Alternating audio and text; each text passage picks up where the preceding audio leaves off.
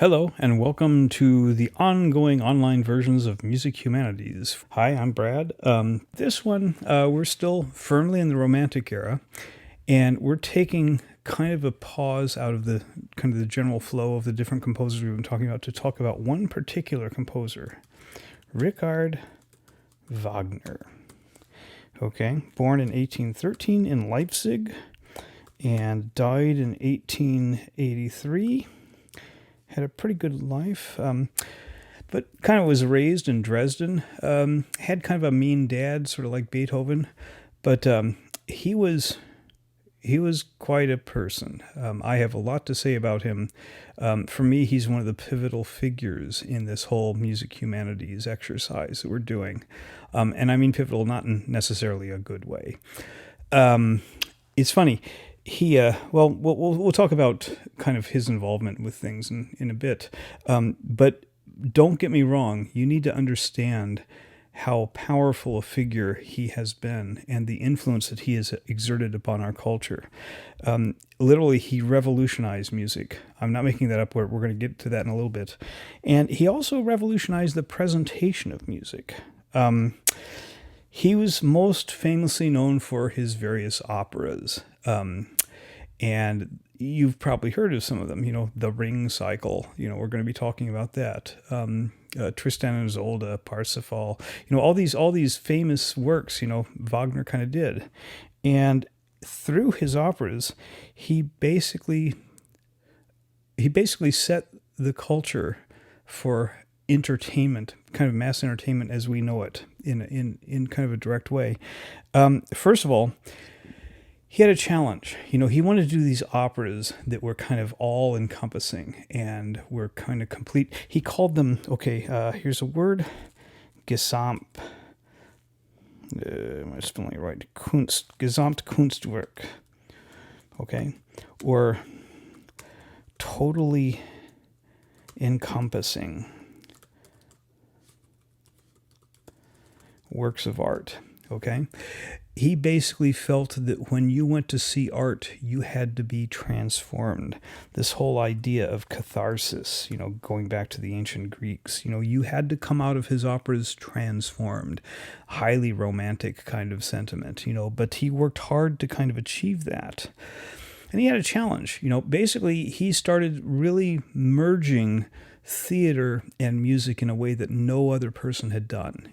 Obviously we talk about Mozart, we talk about, Salieri and his operas even, and the kinds of things they were doing. But Wagner was the one that created opera as we know it. The idea that there's an ongoing, play that's being enacted through music. That was Wagner.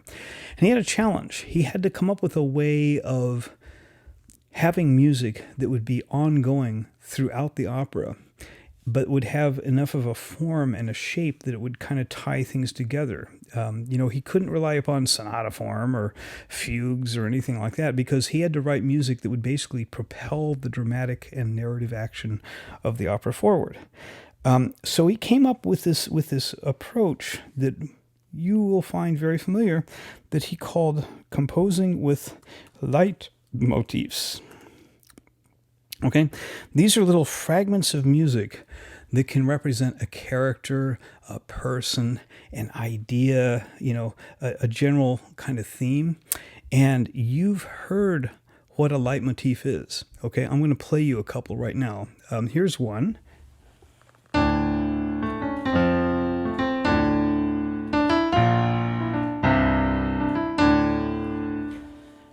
Every time you hear that, you know that Aragorn is going to appear on the scene and rescue everybody, right? Even if he's not there right now, it represents the thought of him. Here's another famous one.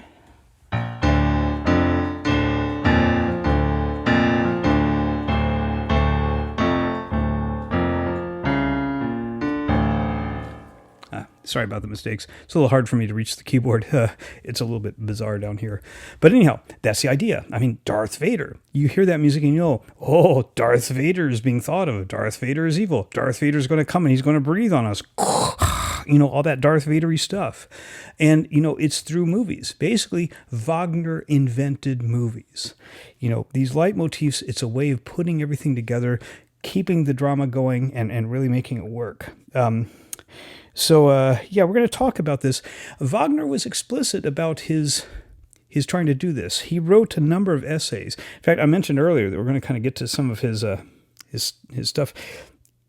When I talked about Robert Schumann and Brahms and Clara Schumann, and they had kind of this society, and Schumann published that weird Neue Zeitschrift für Musik, which was about, the stuff that he thought was important. And I said, he kind of was in opposition to Liszt and Paganini.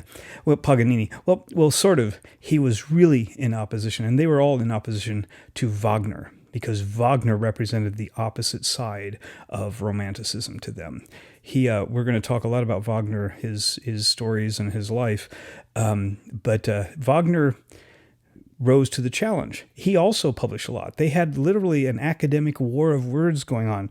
Wagner published essays, Art and Revolution, and The Artwork of the Future, where he talked about his ideal of unifying all works of art through theater. And that, again, that Gesamtkunstwerk, the idea that you really, you had to experience something.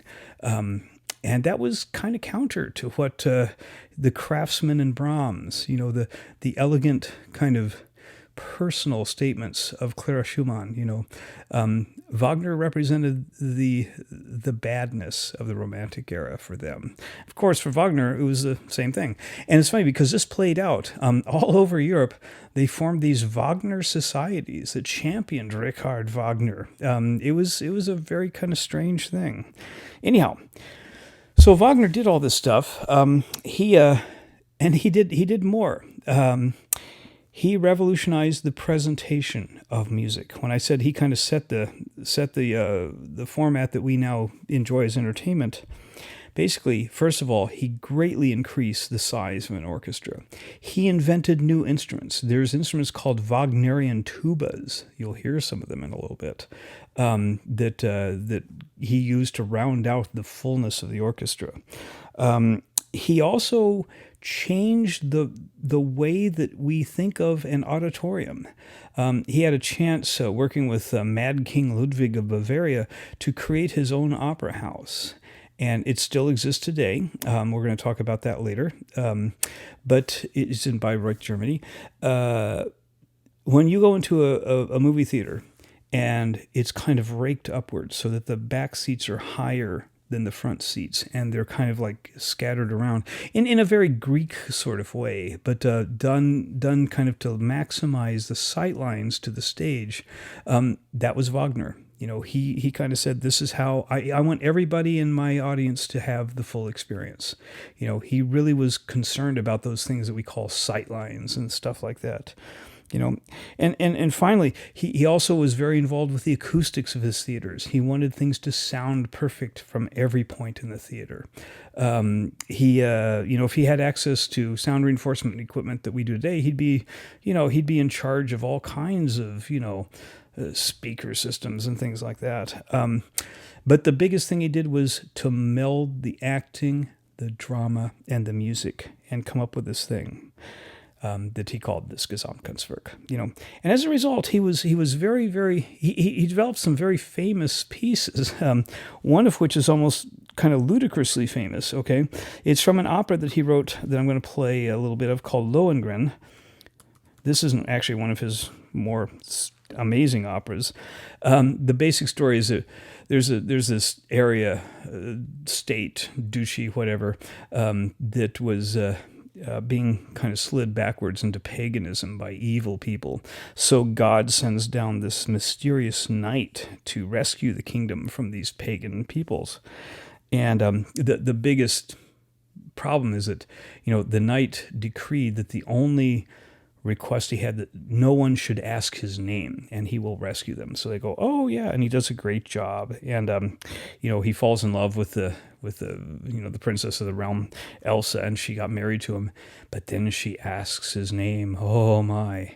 And turns out his name is Parsifal. He's the guy that, the Holy Grail Knight. So he says, oh, you did the bad thing. He left and goes off to the Grail Castle, and she falls over dead.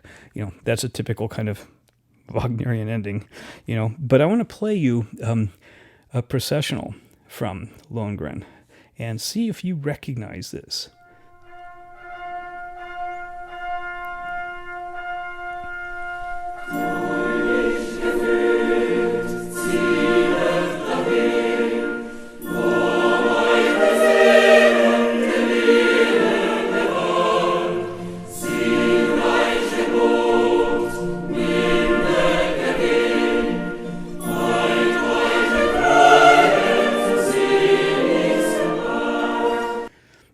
It's the wedding march. I bet you didn't know it had words, did you? Yeah, and look at these words. I mean, this is just over the top, hardcore, weird, you know, religious romanticism. Faithfully guided, draw near to where the blessing of love shall preserve you. Treue Gift sei dahin, wo euch der Segen der Leben. Yeah, this is kind of silly stuff. But he certainly knew how to write a tune, and he was famous for this. People really, after an initial difficulties we'll talk about when we get to his life, people really kind of caught into his music, as we say back in Indiana. But I want to talk about another work of his that you may not have heard, but has had a profound influence on music. It's an opera that he wrote called Tristan and Isolde. And it's about a love story, obviously, between Tristan and Isolde. Yeah. Basically, Tristan was the best friend of King Mark of Cornwall. He was sent to pick up Isolde from Normandy, Brittany, one of those, and bring her back. And on the way, of course, they fell in love, and, all this sort of stuff happens. And at the end, King Mark and Tristan kind of have it out, and they all die, and Isolde just holds him, and typical Wagnerian ending. But the thing that's astounding is what Wagner did musically to keep the tension going throughout this entire opera. And I'm going to play you what's called the Tristan Prelude. This is one of the most famous works in music academia. And I'll talk about it in a second, but here's how it goes, okay?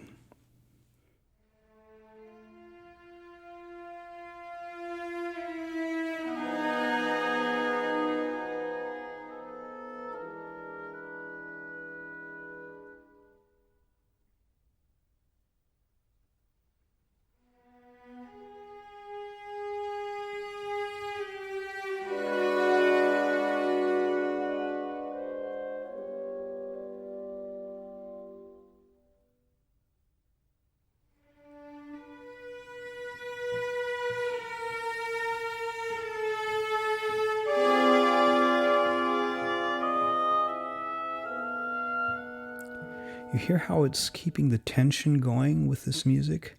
It's just kind of like, it's really, really not good. This is not going to be a happy opera, And then finally you get to this point here, literally a minute into the prelude, to the opening.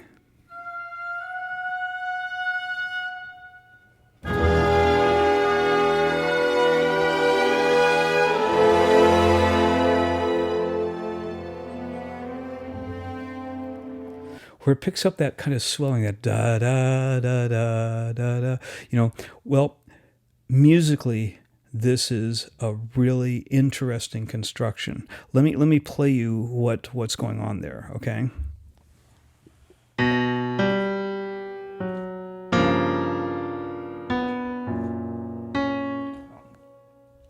Let me take it up an octave.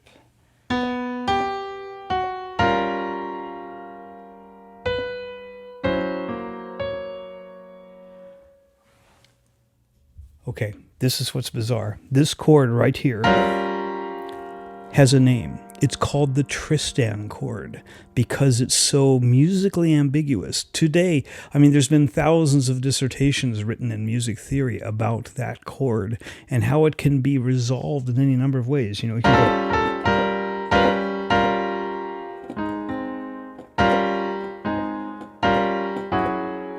But the way that Wagner chooses to resolve it keeps the tension going because he's going...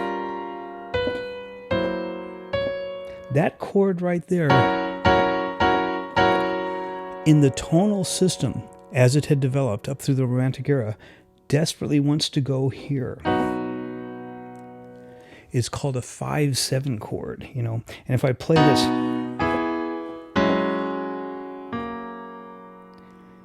You hear it. It wants to go there.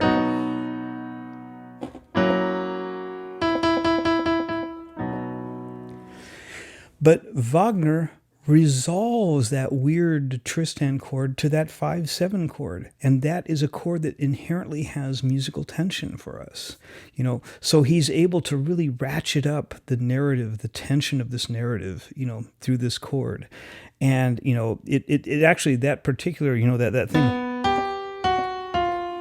that's called the yearning motif, and it's going to reappear again and again throughout the thing.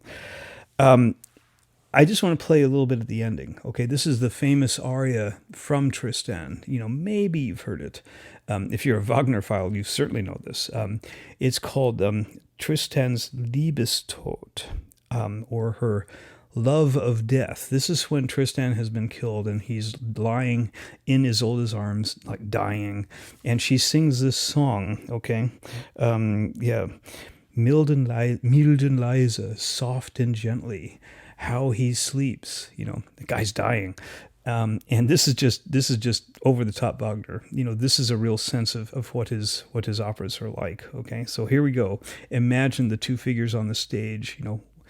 She's holding him desperately, hoping he's peaceful, and this happens.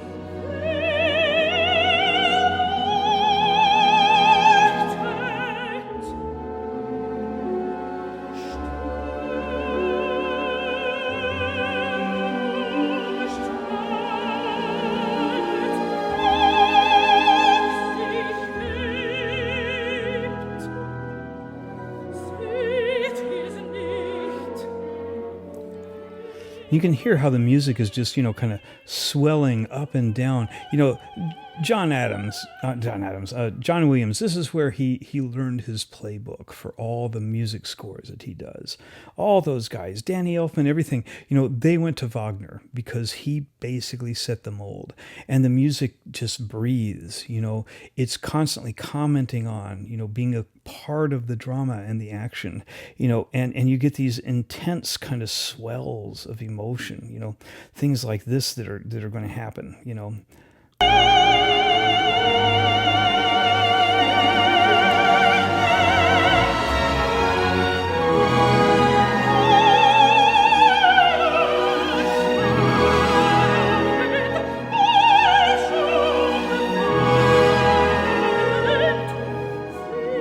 And in case you don't get it, he's going to do that again, just to make sure you know.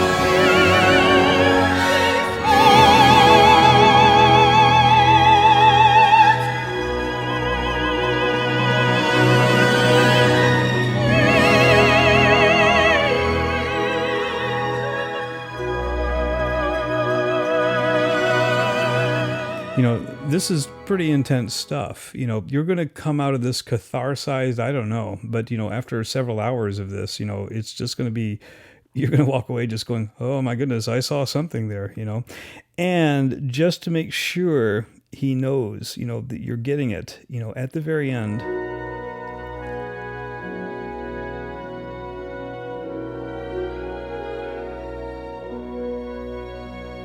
Is it going to be happy?